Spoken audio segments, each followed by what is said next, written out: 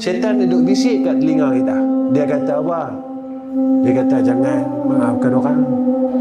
Dia buat naya kat hang, dia buat zalim kat hang, dia khianat kat hang. Tiba-tiba hang nak maafkan hang. Nampak tak? Syaitan kata. Walaupun Allah janji dekat kita dalam surah Al-Imran, Allah kata apa? Siapa nak masuk syurga, siapa nak jadi ahli syurga, dia kena buat benda ni. Apa dia? Wal afina 'anil nas. Tolong maafkan orang, kata Allah. Kalau orang boleh maafkan orang, maka sifat ahli syurga tu ada kat hang. Dan syurga ini tunggu hang.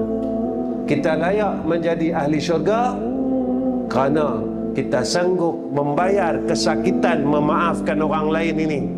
Kerana apa kita sanggup tanggung sakitnya? Ya Allah, aku nak masuk syurga.